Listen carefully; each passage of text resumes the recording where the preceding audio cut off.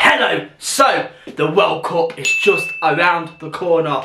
Tuchel has named 55-man premium squad to narrow it down to 26 next week. So, in this video, I'm going to go through who I believe should go to the World Cup. That is right, guys. But before I get started, if you enjoyed today's video, hit that like button, subscribe if you're not already. Without further ado, let's see who I think should go to the World Cup. This is my own opinion, so do not come at me in the comment section.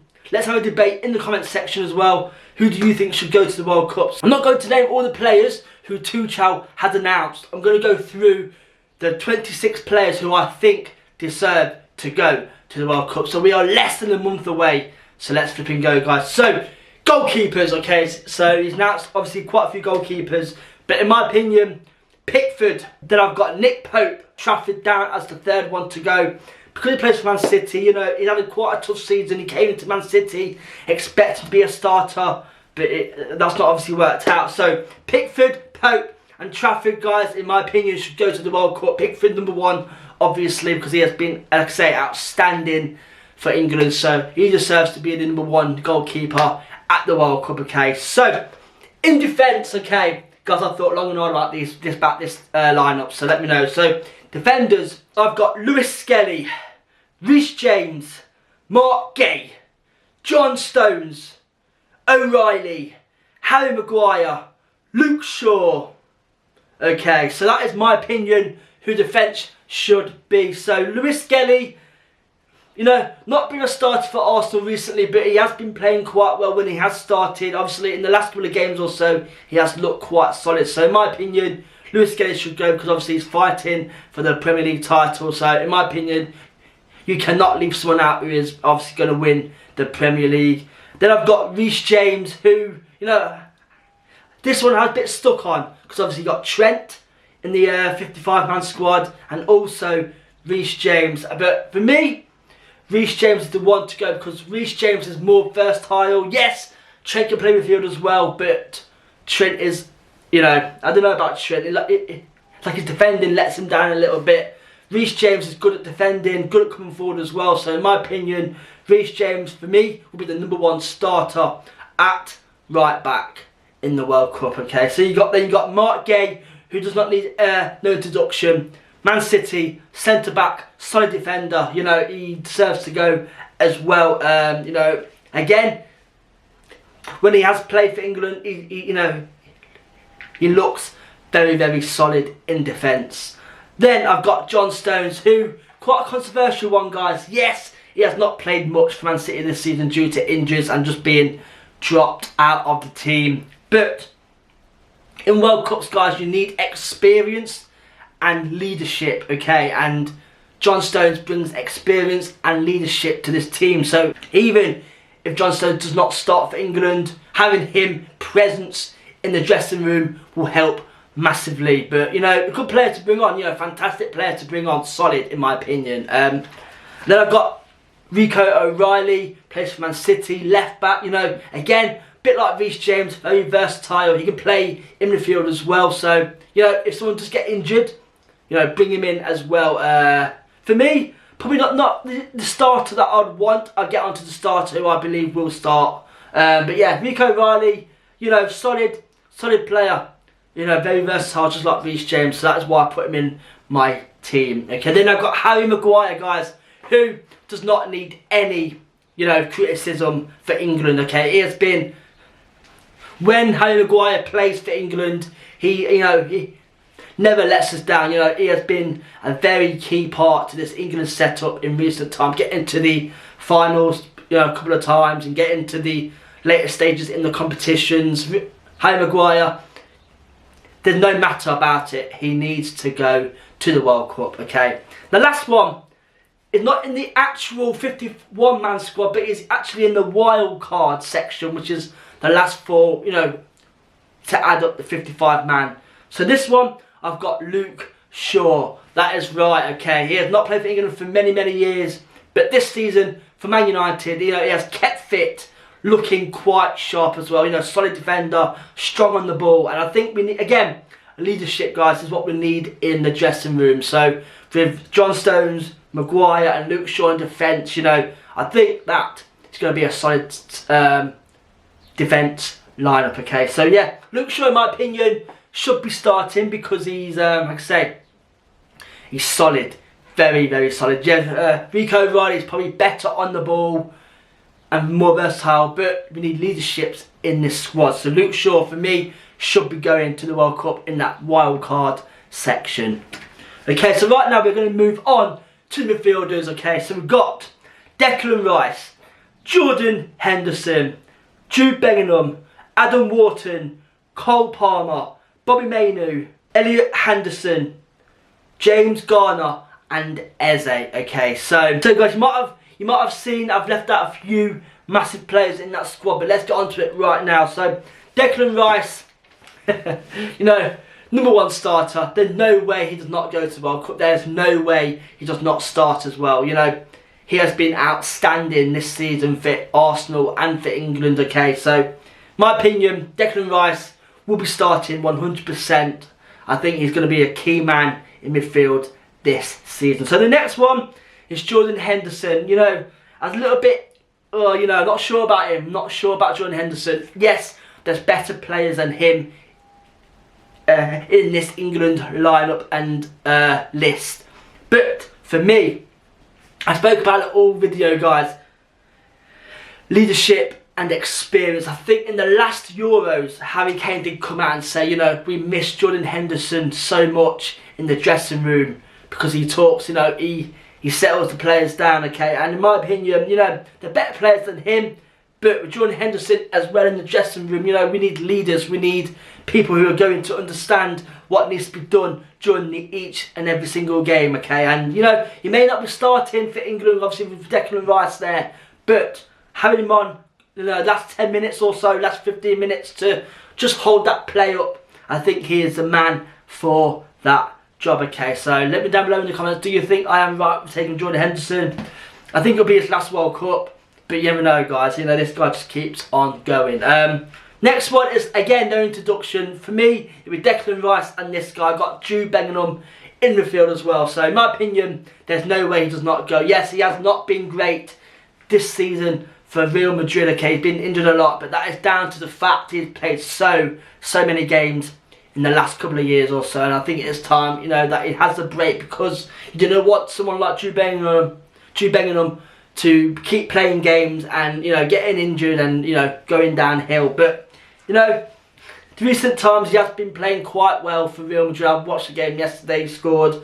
But yes, Jude Bellingham did get dropped by Thomas Tuchel in the last couple of games in the friendlies, but I think that was down to injury, not because he doesn't suit his style of play. I think Jude Bellingham will be starting. There's no matter about it, okay? But it's going to be a tough, you know, this midfield, guys, is going to be hard to get into because it's such a stacked midfield. The next one, I've got Adam Wharton again, who in my opinion deserves to be in there. You know, he deserves to be in there. Crystal Palace, man, he has been very good for them this season. In fact, he's been their star player, star midfielder, and, you know, again, he just offers that versatility where he can come forward real quick. It's quite quick as well, quite fast. So Adam Wharton again won't be starting, but, you know, the last 15 minutes or so, just like Jordan Henderson, will come on and do you a good job. Then we have Cole Palmer. Very controversial this one, guys, because I was stuck between Cole Palmer and Phil Foden.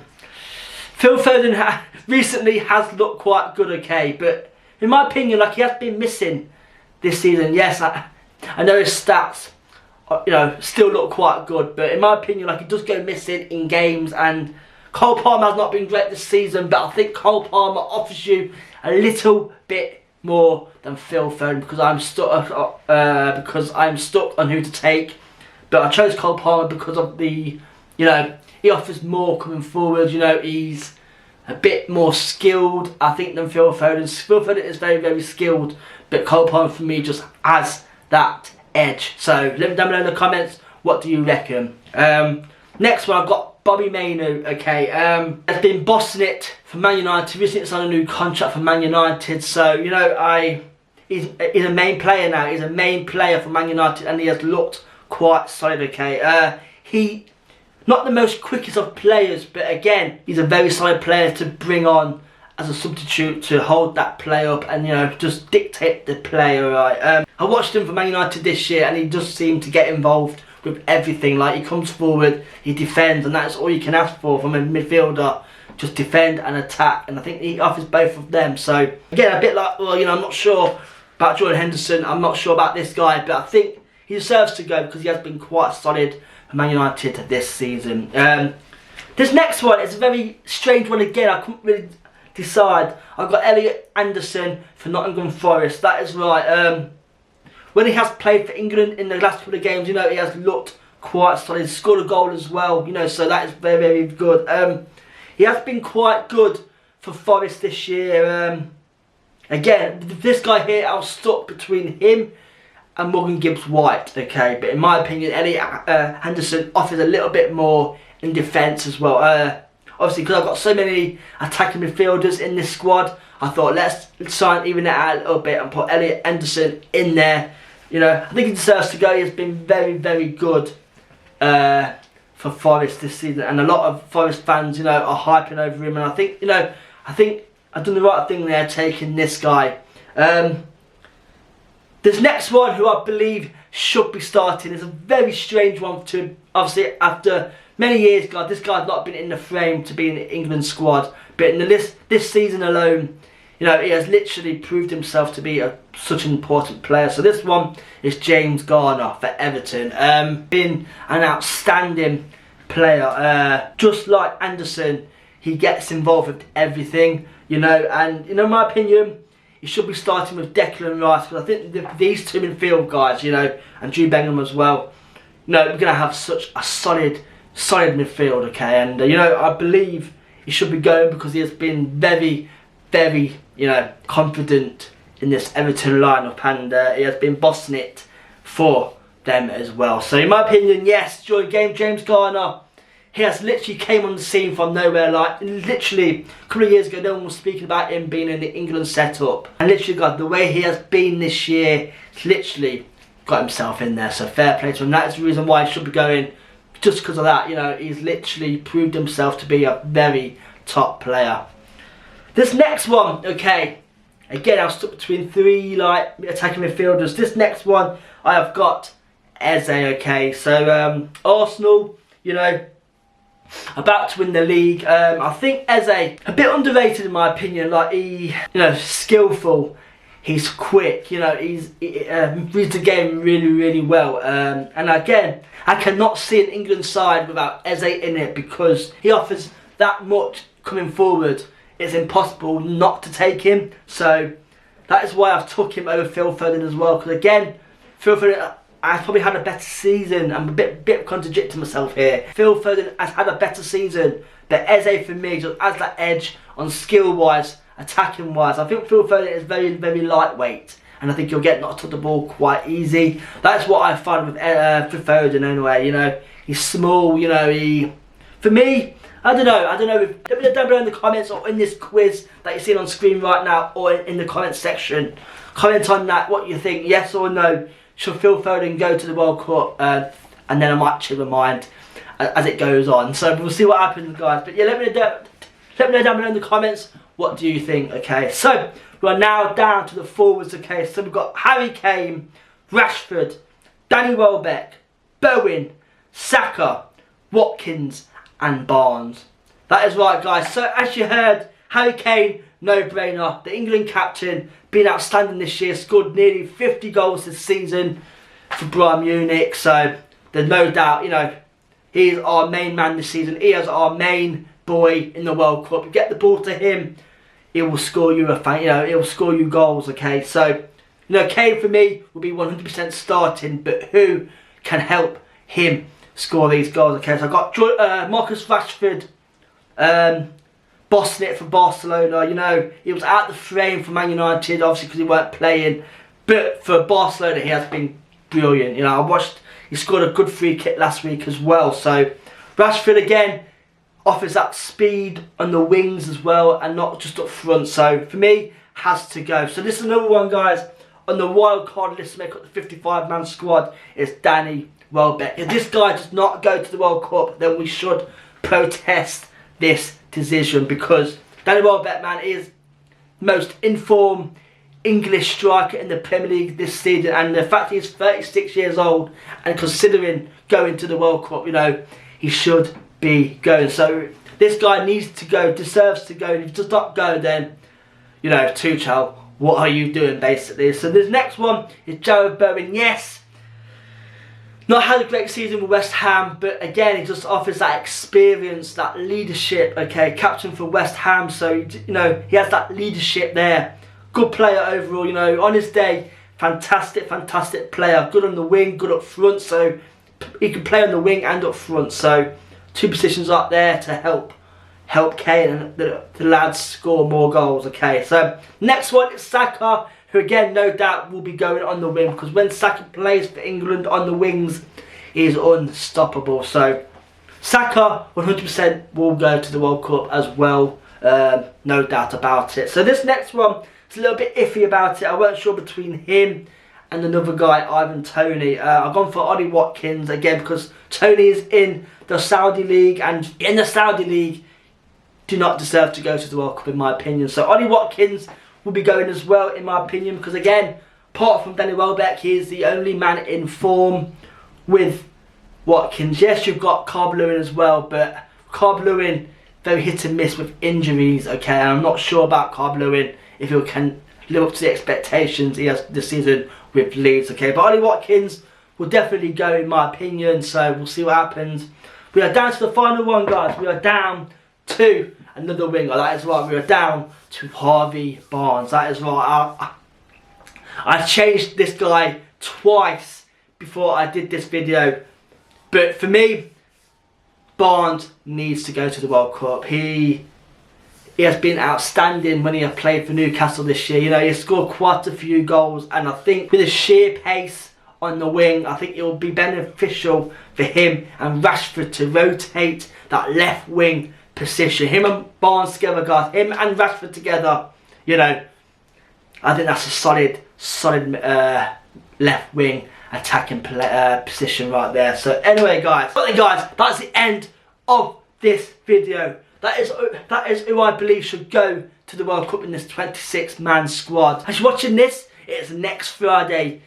He announces the squad for the World Cup, so stay tuned for that. I might do a live reaction to that as well. So anyway, guys, if you like to do the video, hit that like button, subscribe if you're not ready. I'll see you guys next week for a brand new video. Thank you for watching. Good, and good night.